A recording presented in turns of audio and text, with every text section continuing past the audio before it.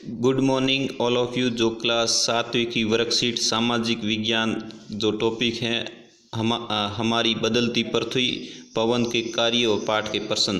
पहले विद्यार्थी का नाम लिखना है। पहला प्रश्न है सतर्क सेल किसे कहते हैं। तो साथियों, पवन सेल के ऊपरी भाग की अपेक्षा निचले भाग को आसानी से काटती हैं। बच्चों, पवन हवा को कहते हैं। इससे ऐसी सेल के आधार संकीर्ण या शीर्ष विस्तृत हो जाते हैं जिन्हें सामान्यतः सतर्क सेल कहते हैं।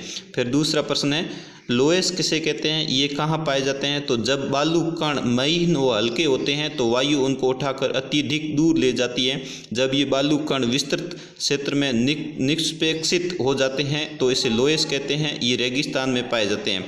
और बच्चों, इस वर्कशीट को आपको करके विद्यालय में जमा करवाना है। और आप हमारे चैनल पर नए हैं तो चैनल को सब्सक्राइब अवश्य ही कर दीजिए। फिर तीसरा प्रश्न है बालू टिपा किसे कहते हैं। तो पवन चलने पर अपने साथ रेत के कण एक स्थान से दूसरे स्थान पर पहुंचाती हैं। पवन के बहाव के रुकने पर ये रेत गिरकर एक छोटी सी पहाड़ी बना देती है। इसको बालू टिब्बा कहते हैं।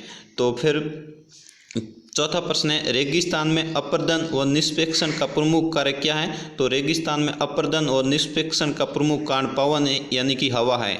और बच्चों, आपने वीडियो को लाइक नहीं किया है तो लाइक अवश्य ही कर दीजिए। और आपके कोई सुझाव हो तो हमें अवश्य ही प्रेषित कीजिए। फिर पांचवा प्रश्न है बाढ़कृत मैदान का निर्माण कैसे होता है। तो कभी कभी नदी अपने तटों से बाहर निकलने लगती है जिससे आसपास के क्षेत्रों में बाढ़ आ जाती है। बाढ़ के कारण नदी तटों के आसपास के क्षेत्रों में महीन मिट्टी व अन्य पदार्थ निष्पेक्षण करती है। इससे समतल उपजाऊ बाढ़कृत मैदान का निर्माण होता है। तो साथियों, ये कक्षा 7वीं का जो होमवर्क आया था उसके 5 प्रश्न थे। इसको आपको वर्कशीट के रूप में करके विद्यालय में जमा करवाना है।